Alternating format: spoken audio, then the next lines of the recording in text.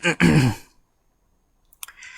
الله الرحمن الرحيم الحمد لله رب العالمين والصلاة والسلام على أشرف الأنبياء وأكرم المرسلين سيدنا وحبيبنا وقرة أعيننا محمد الصادق الأمين وعلى آله الغر الميامين وأصحابه الهداة المهتدين ومن تبعهم بإحسان إلى يوم الدين جعلنا الله تعالى وإياكم من الذين اتبعوهم بإحسان إلى يوم الدين أما بعد سبحانك لا علم لنا إلا ما علمتنا إنك أنت العليم الحكيم اللهم اغننا بالعلم وزينا بالحلم وأكرمنا بالتقوى وجملنا بالعافية اللهم إنا نعوذ بك من علم لا ينفع ومن قلب لا يخشع ومن دعوة لا يستجاب لها نوينا التعلم والتعليم والتذكر والتذكير والنفع والانتفاع والإفادة والاستفادة والحث على التمسك بكتاب الله وسنة رسوله صلى الله عليه وسلم والدعاء إلى الهدى والدلالة على الخير ابتغاء وجه الله ومرضاته وقربه وثوابه سبحانك لا علم لنا إلا ما علمتنا إنك أنت العليم الحكيم اللهم ارزقنا فهم النبيين وحفظ المرسلين وإلهام الملائكة المقربين اللهم يا من مقاليد الأمور كلها بيده وإليه يرجع الأمر كله يا فتاح يا عليم يا فتاح يا عليم يا فتاح يا عليم افتح علينا فتحا قريبا برحمتك يا أرحم الراحمين رب اشرح لي صدري ويسر لي أمري واحلل عقدة من لساني يفقه قولي آمين آمين يا رب العالمين وصلى الله على سيدنا محمد وعلى آله وصحبه أجمعين أما بعد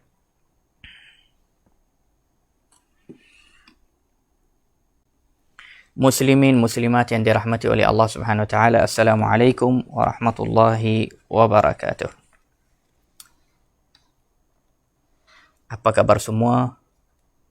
Insya-Allah kamu semua sihat, baik dan dilindungi oleh Allah Subhanahu wa taala dan sentiasa kita hidup dan mati bersama Rasulullah sallallahu alaihi wasallam.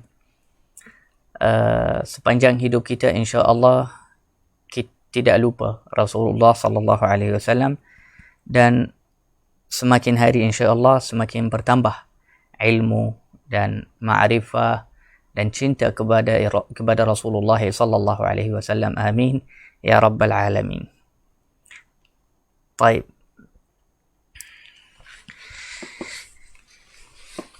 Kuliah yang sebelum ini kita sudah cerita tentang hijrah yang pertama kepada Habsyah. Dan Sayyidina Umar radhiyallahu anhu memeluk agama Islam. Dan kita sudah cerita sedikit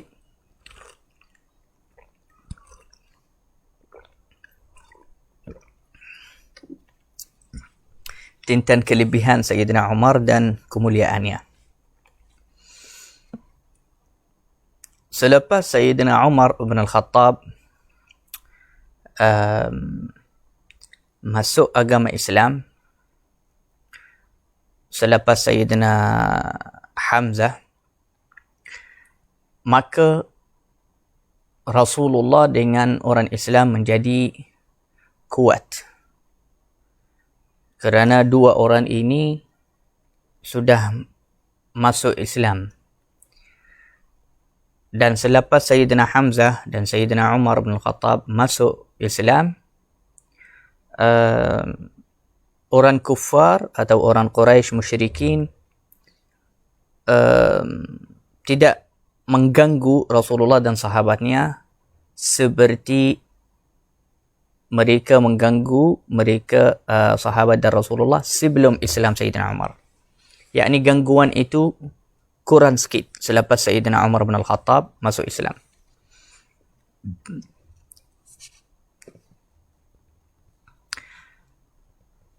Oleh itu, orang Quraisy mereka rasa diri mereka macam kalah dan mereka kena buat sesuatu. Yakni mereka semakin lama semakin tambah dendam dan hasad kepada Rasulullah sallallahu alaihi wasallam. Di satu hari mereka berkumpul, kufar Quraisy. Dan mereka berbincang sama-sama tentang cara atau jalan menyelesaikan masalah Muhammad dan agama Islam ini. Akhirnya mereka bersetuju, semua mereka pemimpin Quraisy sama-sama atas satu keputusan. Mereka nampak jalan itu adalah jalan yang paling baik untuk menyelesaikan masalah Muhammad dan sahabatnya. Apakah pendapat mereka atau rancangan mereka? Mereka kata, kita kena bunuh Muhammad. Tidak ada pilihan lain. Ini lepas mereka bincang lama, mereka kata, kita kena bunuh Muhammad. Itu sahaja. Muhammad ini sudah merosakkan anak kita dan perempuan-perempuan kita dengan agama yang baru ni. Kerana ramai lelaki dan perempuan juga masuk Islam. Dan mereka datang menunjuk kepada Abu Talib, baca Rasulullah, yang pelihara Rasulullah, yang jaga Rasulullah, juga kepada Bani Hashim semua, kepada Abu Talib dan Bani Hashim semua, keluarga Rasulullah saudaranya. Mereka kata, kita bersedia. Kita bersedia sekarang membayar kepada kamu, wahai Abu Talib dan Bani Hashim, diat Muhammad terlepas ganda. Yakni seperti diat Muhammad beberapa kali ganda. Yakni macam 3 kali ganda, 5 kali ganda, 10 kali ganda, tak apa. Yakni tak kisah, kita sanggup dan kita bersedia untuk bayar. Yang penting, bagilah atau serahkan Muhammad kepada kita untuk kita membunuhnya. Kita istirahat, kita tenang daripada Muhammad, kamu juga tenanglah daripada Muhammad yang membawa masalah banyak untuk kamu, wahai Bani Hashim. Tetapi Abu Talib dengan saudaranya Bani Hashim semua, mereka tidak setuju. Mereka tolak permintaan itu. Diat itu yakni bayaran kalau dibunuh. Diat. Diat lain qisas. Kalau qisas itu bunuh. Kalau diat itu bayar sahaja. Kalau dibunuh orang dibayar bayarannya. Maka ketika itu, lepas Bani Hashim tidak setuju, Abu Talib tidak setuju, maka ahli Makkah, orang musyrikin, orang Quraisy, mereka bersetuju juga atas satu pendapat yang baru, iaitu memutuskan hubungan dengan habis-habisan dengan Bani Hashim.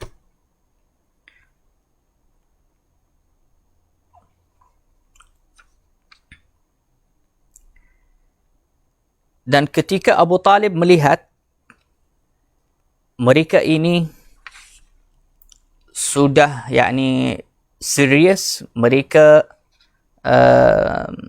memang mahu bunuh Rasulullah, maka Abu Talib suruh saudaranya semua, jom ikut saya berkumpul di Syi'b aku. Syi'b itu macam satu jalan atau satu kawasan yang ada di antara dua gunung. Ada satu gunung di sini, satu gunung di sini. Di tengahnya, kawasan yang di tengah di antara dua-dua gunung namanya Syi'b di dalam bahasa Arab. Abu Talib dia memiliki Syi'b itu. Syi'b itu daripada ayahnya Abdul Muttalib dahulu. Abu Talib suruh saudaranya semua, marilah kita berkumpul di Syi'b kita. Yani marilah kita balik di kampung kita, kita duduk di kampung kita, bersama-sama kita jaga dan lindungikan Muhammad daripada orang jahat yang dari Makkah. Supaya mereka tidak membunuh Rasulullah. Kerana Abu Talib sudah tahu, orang Quraisy sekarang sudah confirm dan sudah serius memang nak bunuh Muhammad. Bahkan Abu Jahal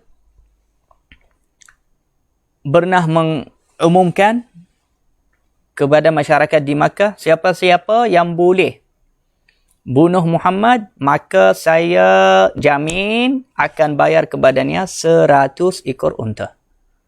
100 ekor unta di zaman itu bayaran yang terlalu banyak dan tinggi. Dan hatta orang yang tak mahu buat, dia akan fikir nak buat. Jadi bayaran yang dia letak memang menggerakkan semangat orang untuk perkara itu. Tapi subhanallah, Allah subhanahu wa ta'ala pelihara nabinya. Dan Allah subhanahu wa ta'ala menghinakan semua yang musuh kepada Rasulullah sallallahu alaihi wasallam. Lepas tu orang Quraisy mereka bawa satu surat, kemudian mereka tulis, semua pemimpin-pemimpin Quraisy selepas Abu Talib berkumpul dengan saudaranya semua di Syi'ib itu, Syi'ib Bani Hashim atau Syi'ib Abi Talib. Orang Quraisy ambil kesempatan dan mereka kata, jika Abu Talib dan Bani Hashim tidak mahu serahkan Muhammad untuk kita membunuhnya, maka tak apa, kita akan putuskan hubungan, yakni macam keputusan yang menghancurkan ekonomi. Tapi bukan ekonomi sahaja, bahkan itu melepaskan nyawa juga yang mereka buat. Kerana yang mereka buat itu terlalu jahat. Mereka tulis surat. Di dalamnya berjanjian sama-sama. Mereka semua macam cub dan janji. Mereka akan ikut semua berjanjian-berjanjian yang ada di dalam surat itu. Apa ada di dalam surat itu? Dengar bagus. Di dalam surat itu, mereka janji, kita akan halangkan Bani Hashim di dalam surat itu, tidak boleh masuk bazar. Atau kalau datang di bazar-bazar di Makkah semua, cuba bayang. Yani memutuskan hubungan ekonomi, menghancurkan ekonomi mereka. Ekonomi Bani Hashim. Dan sekiranya kalau ada seorang daripada Bani Hashim datang kepada bazar, mahu beli apa-apa, maka perniagaan itu dia kena tinggikan harga 3 kali ganda atau lebih. Sehingga mereka tidak mampu bayar atau beli apa-apa. Ini janjian yang pertama. Tak boleh masuk bazar. Atau jual mahal sangat. 2. Tidak boleh nikah daripada Bani Hashim, juga tidak boleh nikahkan mereka. Yani tidak boleh kita terima satu orang dari mereka nikah dengan kita. Kita juga tidak boleh nikah dengan mereka. Janjian yang sangat-sangat zalim ditulis oleh orang Quraisy. Yang ketiga, tidak boleh menerima jalan damai dengan mereka. Tak boleh ikut cara damai dengan mereka. Yani kena lawan. Atau mereka kena serahkan Muhammad. Surat berjanjian ini kita akan ikutnya sehingga Bani Hashim serahkan Muhammad untuk dibunuh. Na'udzubillah.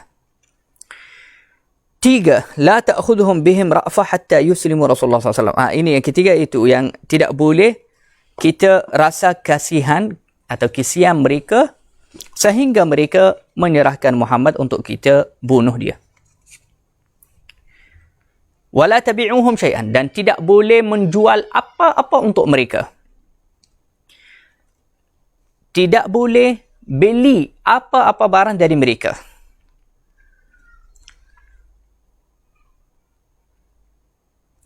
Wa katabu bidzalika sahifa, dan mereka tulis perjanjian itu, perkara yang tersebut ini di dalam satu surat.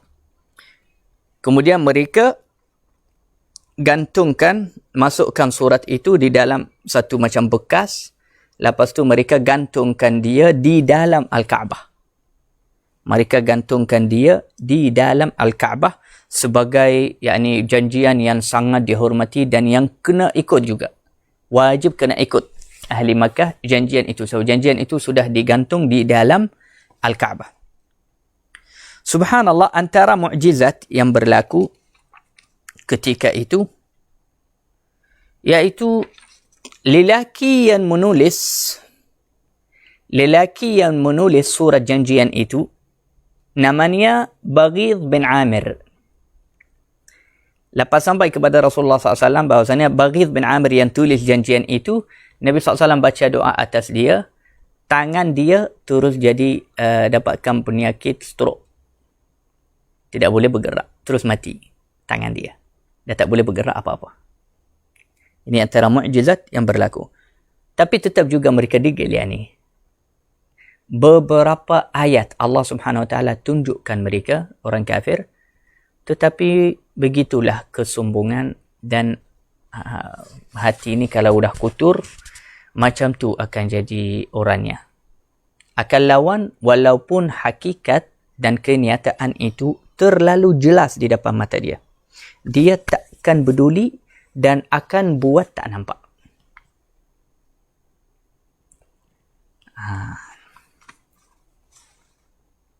Subhanallah. Ini mukjizah di depan mata mereka. Lepas dia tulis janjian, tangan dia mati terus. Tapi mereka tak peduli dengan itu dan teruskan perjanjian mereka tu.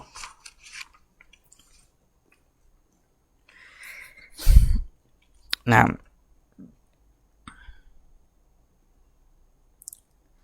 maka ketika itu Abu Talib dapat tahu tentang surat perjanjian itu, dia jadi lagi bersungguh-sungguh untuk menjaga dan pelihara Rasulullah SAW. Dan Abu Talib setiap hari, setiap malam, dia suruh Bani Hashim, iaitu saudara mereka, mesti ada 2 atau 3 yang tak boleh tidur sampai pagi, pelihara Rasulullah SAW. Takut kalau ada orang di tengah malam datang ingin membunuh Rasulullah SAW di dalam khaimahnya. Ketika berlaku perjanjian itu, ketika ditahan atau seolah-olah macam dibanjarakan Bani Hashim, ketika Bani Hashim dibanjarakan di Syi'b Bani Hashim itu, ketika itu Rasulullah SAW berusia 46. Berusia 46. Sepanjang 2 tahun atau 3 tahun mereka ditahan dekat Syi'b Bani Hashim itu. 3 tahun tak boleh beli, tak boleh jual, tak boleh nikah, tak boleh masuk bazar, tak boleh bercampur dengan masyarakat. Tuan-tuan, puan-puan, bolehlah rasa dan bayang bagaimana seksanya Rasulullah dengan Bani Hashim. Dan ketahuilah, Bani Hashim yang masuk bersama Rasulullah dan Abu Talib dekat Syi'b di sana dan dapat berseksaan itu dan dapat hukuman itu daripada masyarakat Makkah dan Quraisy, banyak dari mereka, bahkan yang lagi banyak dari mereka tidak beriman kepada Rasulullah, bukan Islam, bukan kafir. Hatta yang jaga Rasulullah di waktu Syi'b Bani Hashim sepanjang 3 tahun, orang yang bukan Islam, bukan Muslim. Apa yang buat mereka tahan seksaan itu dan azab dan perkara yang sangat-sangat teruk begitu? Kerana sahaja ingin memenangkan saudara mereka Muhammad. Kerana mereka bersaudara dengan Muhammad. Mereka sebubu dan karabat. Karabat dan bersaudara dengan Nabi. Bukan kerana agama. Mereka menangkan dan pelihara Rasulullah. Bukan kerana agama Islam. Bukan kerana beriman kepada Rasulullah. Hatta baca Rasulullah sendiri, Abu Talib. Bukan kerana Islam. Dia kerana persaudaraan. Dia pelihara Rasulullah SAW. Dan ini adalah adat orang Arab dahulu. Kalau itu bersaudara, mereka akan jaga dia dan pelihara. Tidak akan membiarkan dia dibunuh begitu. Jadi mereka sepanjang 3 tahun,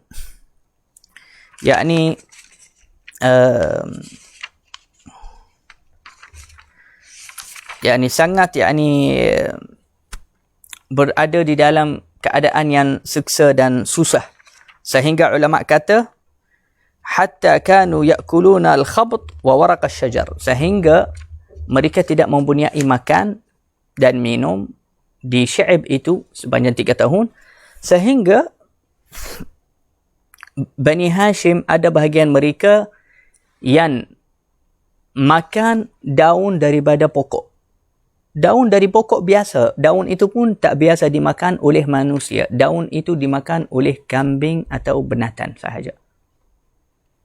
Maka mereka makan daun dari pokok sehingga mulut mereka terkoyak dan berdarah.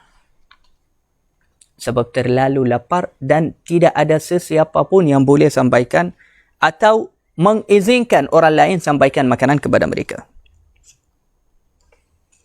Sehingga di dalam kitab sirah mereka kata antara orang yang dia dari Bani Hashim tapi dia tak ikut Bani Hashim, dia ikut Quraisy, ikut orang kafir, iaitu Abu Lahab. La'anahullah. Abu Lahab ini jahat sangat. Abu Lahab ini dia hari-hari duduk di bazar. Apa tugasnya di bazar? Dia buat apa? Dia sahaja tengok kalau ada siapa-siapa daripada Bani Hashim mahu beli makan ke, mahu beli apa-apa daripada bazar, dia akan pergi kepada yang penjual itu dan akan suruh mereka, tinggikanlah harga. Jangan jual kepada mereka dengan harga biasa sehingga mereka tidak mampu membeli apa-apa. Dan kamu semua sudah tahu harta saya, sebab Abu Lahab ni kaya. Jadi dia kata kepada penjual-penjual semua, jangan risau kalau kamu tak habiskan barang kamu, saya akan beli dia dengan 2 kali harga dia. Jangan risau. Yang penting jangan jual kepada mereka ini. Kawan Muhammad, sahabat Muhammad. Maka orang penjual semua, kerana Abu Lahab daripada Makkah, dia pun antara orang yang tua, mereka ikut. Mereka tinggikan harga. Sehingga kawan Rasulullah SAW dan Bani Hashim, kadang-kadang orang datang kepada kedai nak beli, tapi kerana harga terlalu sangat tinggi, mereka balik kepada keluarga mereka, kepada kanak-kanak mereka yang sedang menangis dan tidak boleh berdiri kerana lapar. Dan kerana kelaparan yang luar biasa. Dan dia dah balik kepada keluarga dia, tangannya kosong, tidak membawa apa-apa barang. Dia sahaja ambil hati kanak-kanaknya dan dia minta maaf, dia bagi tahu mereka tidak boleh jual kepada kita kecuali dengan harga yang begini-begini. Contohnya, barang itu harganya 10, dijual dengan harga 100. Boleh bayang tuan-tuan puan-puan yang dirahmati oleh Allah Subhanahu Wa Taala bagaimana bersiksaan yang Rasulullah SAW dapatkannya dengan sahabatnya, ujian yang sangat-sangat besar daripada Quraisy ketika mereka menulis janjian itu yang zalim kepada Bani Hashim. Walhal Quraisy ini bersaudara juga dengan Bani Hashim, tapi begitulah asabiyah, begitulah dendam, begitulah sombong dan hasad. Sebenarnya Bani Makhzum dan orang Quraisy yang lain hasad. Mereka campuru. Kenapa Bani Hashim ada Nabi daripada golongan mereka. Dan mereka kata, kalau ada Nabi dari golongan mereka, kita tak dapat Nabi seperti mereka.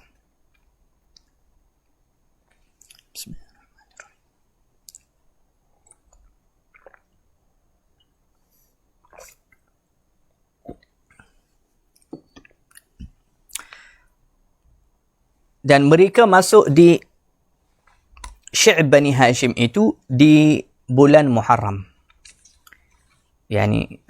Bermulaan mereka masuk kepada Syi'b Bani Hashim di bulan Muharram pada tahun ke-7 daripada Rasulullah diutus oleh Allah SWT.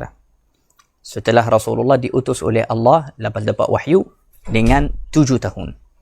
Ketika itu umur Rasulullah SAW 40 6 atau 47.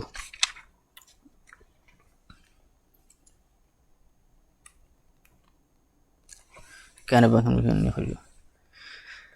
la ilaha illallah Muhammad Rasulullah sallallahu alaihi wasallam.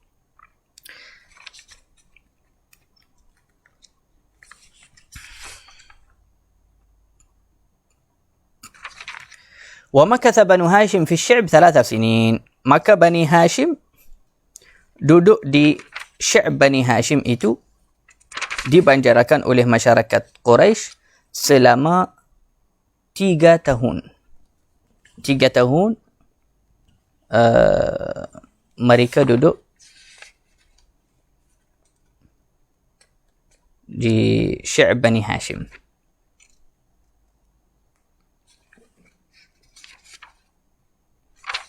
Wahakadha.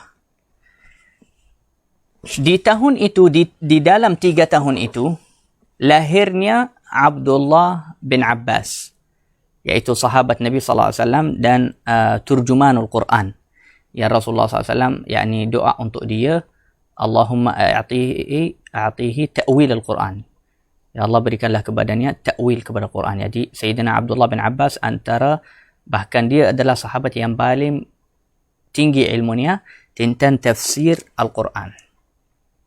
Beliau lahir di dalam Sy'b Bani Hashim ketika mereka ditahan oleh orang Quraisy di dalam Sy'b. Dalam 3 tahun itu, dia lahir di waktu itu, di dalam Sy'b.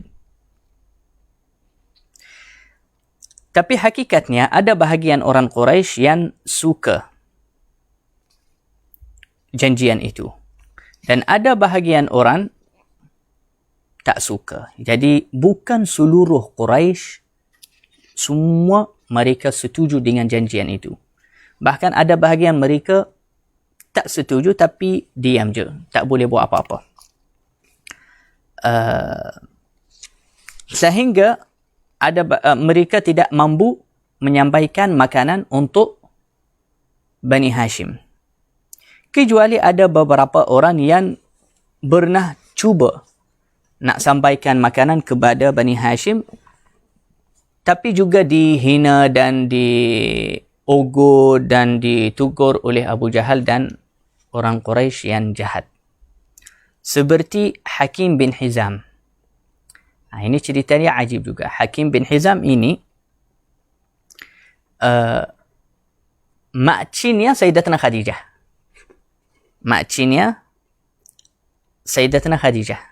Sayyidatina Khadijah juga masuk dalam Sy'b bersama Rasulullah. Dia sabar. Dia datang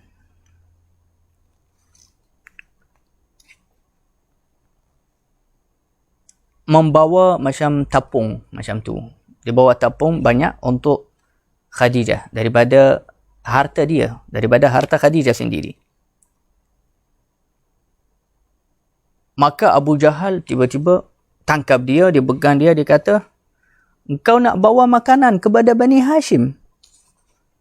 Demi Allah, engkau takkan bawa makanan itu kepada mereka sehingga saya membukakan aibmu di depan masyarakat Makkah. Ya, ini jahat. Dia tak nak tolong pun, tak nak orang lain tolong.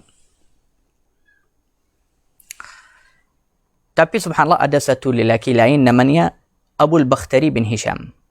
Dia orang kafir juga. Dia orang kafir. Tapi dia antara orang yang tak setuju dengan janjian itu. Yang ini dia rasa kita musuh lah. Tapi janjian ini terlalu keras. Tak sesuai. Zalim sangat itu. Sebab itu ada bahagian orang Quraisy pun tak setuju dengan janjian itu. Tapi janjian itu disokong dan dikuatkan oleh Abu Jahal. Yang paling jahat. Abul Bakhtari itu lembut hati dia waktu tu. Dia kata, wahai Abu Jahal, kenapa kamu tahan dia? Biarkan dia. Abu Jahal cakap, tak. Yang ini dia nak bawa makanan untuk Bani Hashim. Mana boleh lepaskan?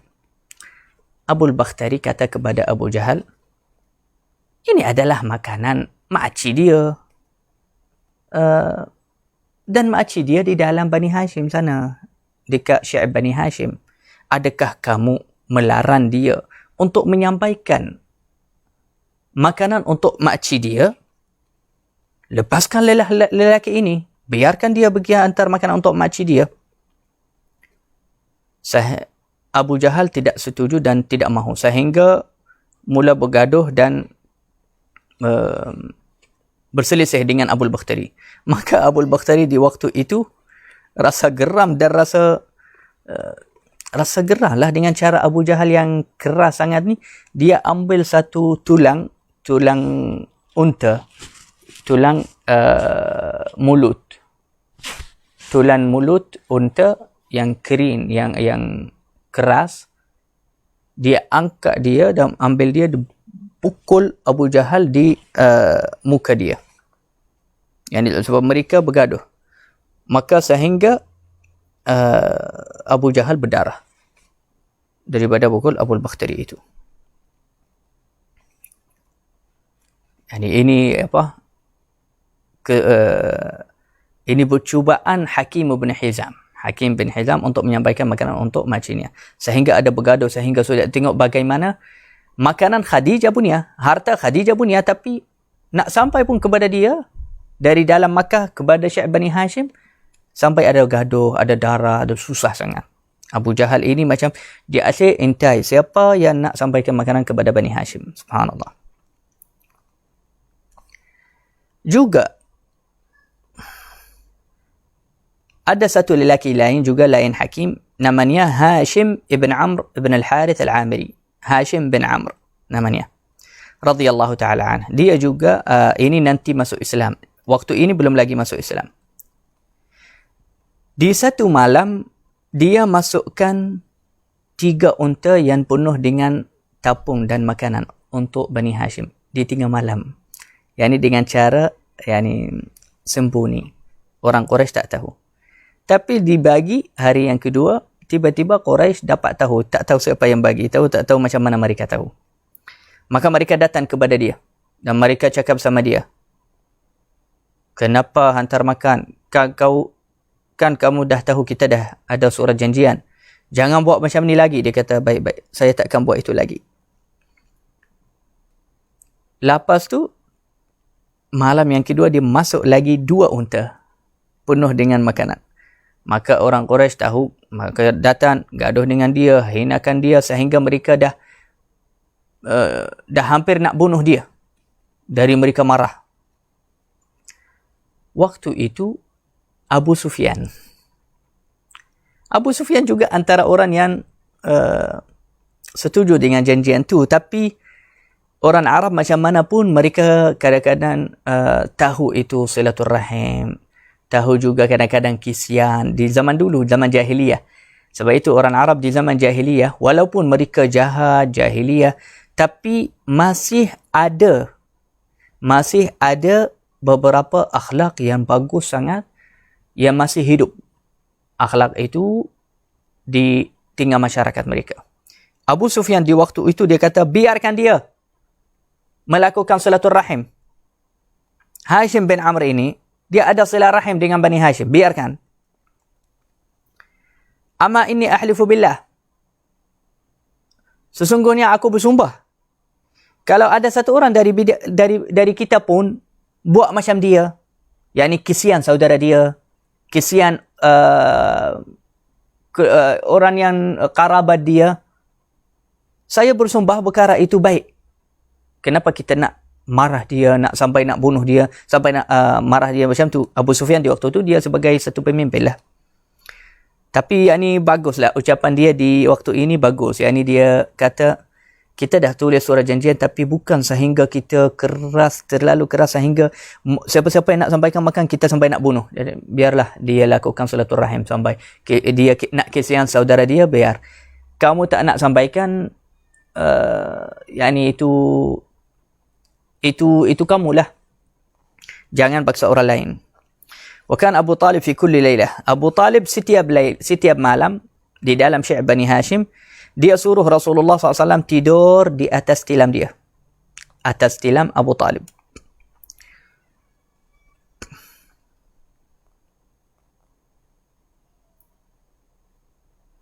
Dan di tengah malam Abu Talib suruh sesiapa daripada anak dia sendiri atau saudaranya pergi tidur di atas tilam Muhammad.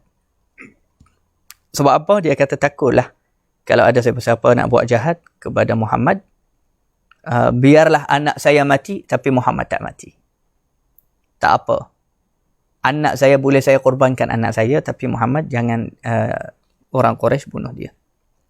Tapi subhanallah, di waktu itu, di satu hari, lepas habis 3 tahun mereka di dalam Sy'ib, Rasulullah sallallahu alaihi wasallam ditunjuk oleh Allah Subhanahu wa taala bahawasanya ulat itu yang namanya apa? Panah-panah yang makan kitab atau makan surat atau makan pokok kayu. Namanya panah-panah kan?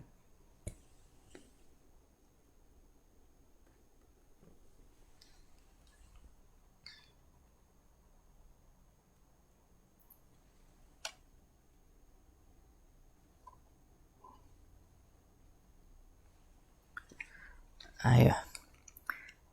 Allah Subhanahu Wa Taala menunjuk Rasulullah SAW bahawasanya ulat itu yang namanya anai-anai. Ya, betul-betul. Anai-anai. Bukan panah-panah. Anai-anai. Ahsan. Syukran. Jazakallah khair. Bagus. Ulat itu yang namanya anai-anai itu. Dia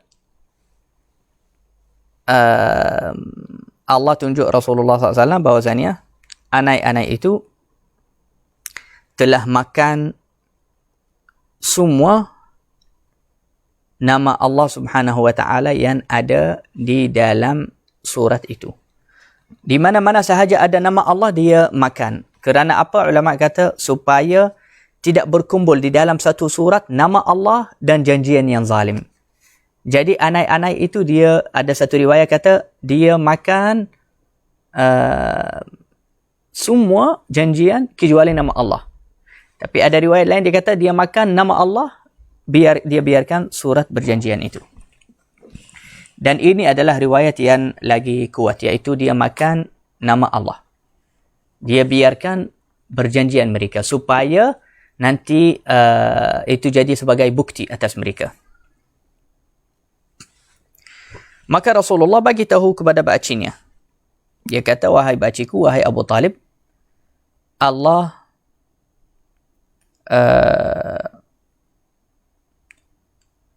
sudah menunjukkan saya surat janjian mereka sudah dimakan oleh anai-anai. Ada janjian mereka sahaja, nama Allah tak ada. Abu Talib tanya dia, wahai Muhammad, Rabbuka akhbaraka bihadzal khabar? Adakah Tuhan kamu yang memberi khabar ini kepadamu? Rasulullah kata, na'am, ya. Maka Abu Talib di waktu itu terus siapkan beberapa lelaki yang besar bersamanya dan suruh mereka pakailah pakaian yang paling cantik, siap-siap yakni bagus, kita nak keluar kepada Quraisy, kita nak bincang, nak perhentikan janji yang zalim ini. Lepas Abu Talib datang kepada al-masjid, dia panggil orang Quraisy, semua orang Quraisy berkumpul. Orang Quraisy di waktu itu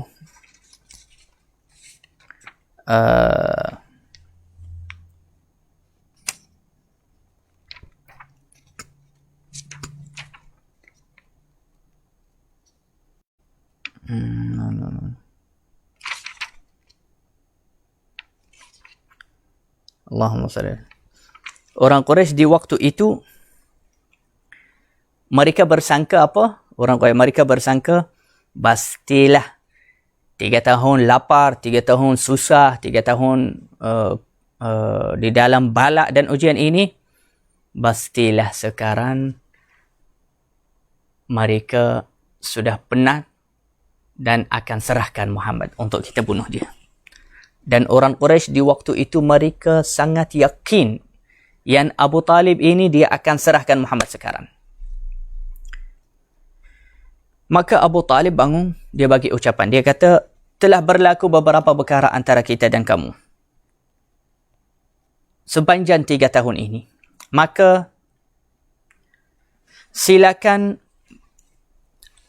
bawa surat berjanjian itu yang kamu tulis janjian di dalamnya. Mudah-mudahan kita di hari ini akan mencari jalan damai dan menyelesaikan masalah habis terus di waktu itu, di hari ini. Mereka dengan segera pergi ambil sahifah, tapi sahifah itu iaitu surat itu di dalam bekas. Mereka tak nampak dalam dia. Dan Abu Talib suruh mereka bawa surat itu. Baru dia akan cerita apa yang Rasulullah cakap. Sebab apa? Sebab dia takut kalau dia terus bagi tahu apa yang Rasulullah cakap, mereka takkan bawa sahifah, takkan bawa surat itu. Sebab mereka tahu Muhammad selalu Muhammad tak pernah tipu, tak pernah berdusta. Jadi mereka dengan segera pergi bawa sahifah, letak di depan Abu Talib. Abu Talib pegang dia. Tak bagi mereka yang pegang. Dia kata,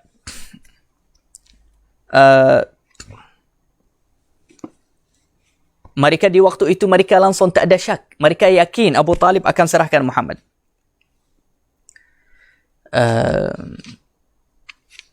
Dan mereka kata kepada Abu Talib, wahai Abu Talib, sekaranglah baru kamu sedar, sekaranglah baru kamu balik guna otak kamu.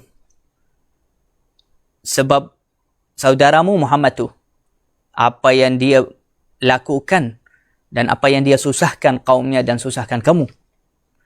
Abu Talib dia kata, saya telah membawa satu perkara yang tengah antara kita dan kamu. Dia akan jadi insyaAllah adil. Mereka kata, apa tu? Jom cerita. Ketika mereka semua berkumpul, surat itu ada di tengah. Jadi semua masyarakat, semua mereka tengok apa yang akan jadi sekejap lagi. Abu Talib dia kata, sesungguhnya anak saudaraku Muhammad telah memberi khabar kepada saya bahawasanya sahifah ini, surat perjanjian ini sudah dimakan oleh anak-anak. Semua nama Allah sudah dimakan oleh anak-anak. Tinggalkan sahaja perjanjian yang zalim yang kamu tulis. Jadi kalau dia makan nama Allah dan kata Muhammad benar, maka sekarang kamu semua kena sedar dan berhenti janjian yang zalim ini. Sebab kalau dia di dalam bekas, susah anak-anak itu masuk. Jadi macam mana dia masuk, itu mukjizah. Itu mukjizah yang berlaku oleh Rasulullah sallallahu alaihi wasallam.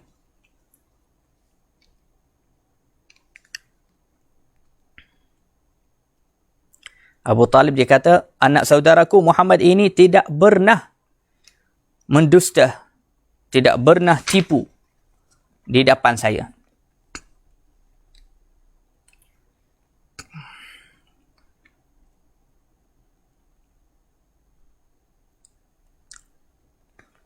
Badan wujudul amr kama akhbar min ma syughal ala ma nahsur nahbas.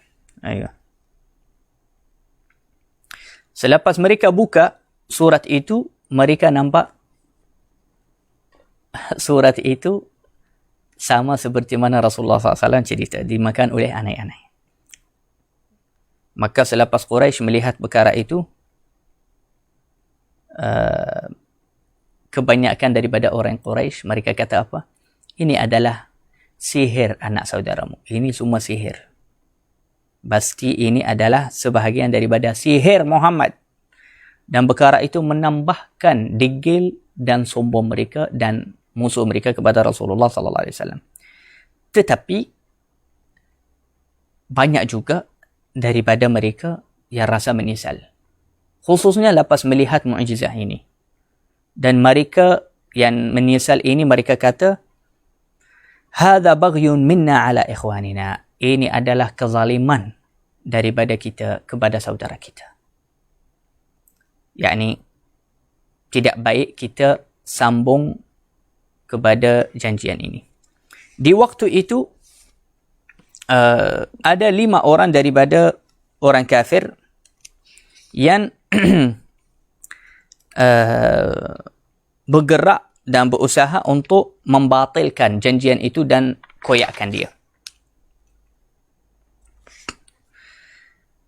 Di tengah malam, mereka berkumpul 5 orang ini Nama mereka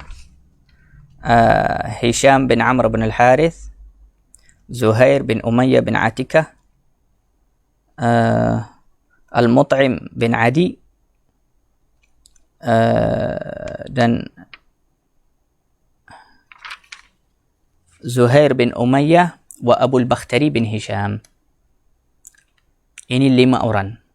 Mereka orang yang hebat juga daripada golongan Quraisy, tapi mereka rasa yakni sangat zalim dan tidak setuju dengan cara apa yang Abu Lahab lakukan, Abu Jahal lakukan untuk Bani Hashim.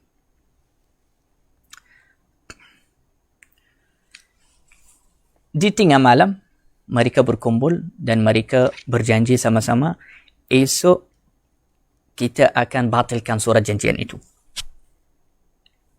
Mereka kata baik. Zuhair dari mereka dia kata, saya yang pertama akan bercakap. Mereka cakap okay. Nanti dibagi ketika orang Quraisy semua berkumpul. Abu Jahal ada, bangunnya Zuhair tawaf kepada Al-Kaabah terlebih dahulu, kemudian dia pandang kepada orang semua. Dia kata, ya ahla Makkah, wahai orang Makkah semua, adakah kalian bersetuju, senang hati, kita semua makan, pakai baju, tapi Bani Hashim dan Bani Al-Muttalib binasa, tak ada makan, tak ada baju, tak boleh beli, tak boleh jual. Demi Allah, Zuhair ini kata, saya takkan duduk sampai surat ini dikoyak sekarang. Surat yang zalim, yang membawa janjian yang zalim.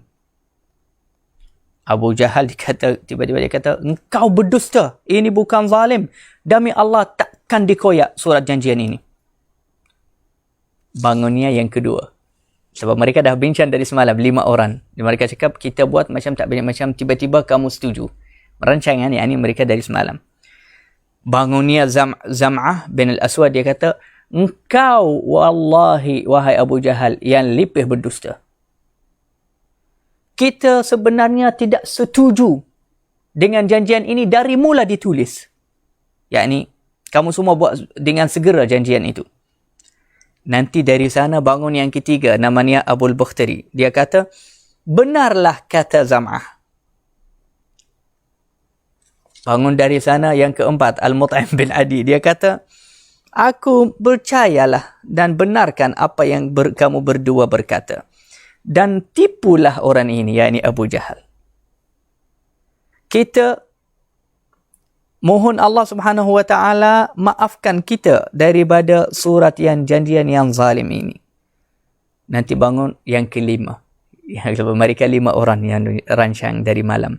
Yang kelima dia kata, demi Allah apa yang kamu semua benar dan aku setuju dengan ini. Saya tak setuju langsung dengan surat perjanjian yang zalim ini. Waktu itu Abu Jahal terkejut. Dari sini, sebelum ini 3 tahun tak ada siapa-siapa cakap. Tak ada. Dia kata tiba-tiba ini cakap, ini cakap, ini. Abu Jahal ini, namanya yang sebenar Abul Hakam. Abul Hakam ni, yakni yang bijak, yang pandai. Dia bijak pandai. Yakni kalau dia bagi pendapat dia yakni bagus sangat. Jadi, daripada kebijakan dia terus faham. Ini bukan tiba-tiba.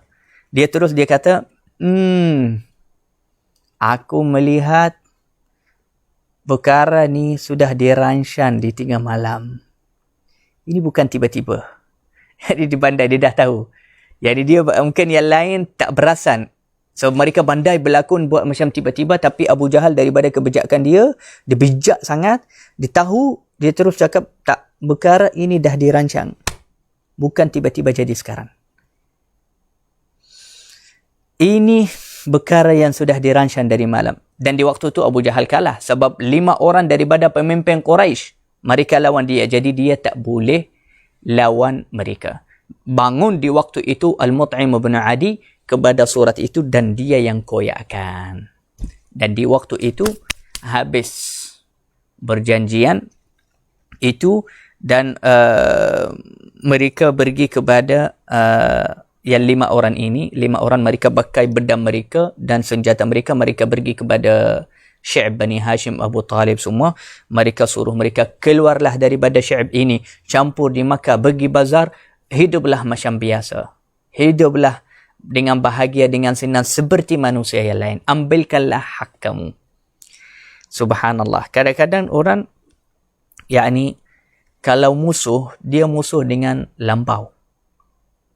Dan yakni perkara tu kadang-kadang sampai sekarang. Orang kadang-kadang kalau nak musuh satu orang yang ada perniagaan, atau orang yang ada keluarga, atau orang yang ada duit, atau ada harta, dia musuh dengan melampau, musuh dengan terlalu keras sehingga dia berusaha untuk menghancurkan hidup orang itu, untuk mematikan orang itu, untuk membinasakan orang itu dan keluarga dia, atau dengan harta dia dan perniagaan dia.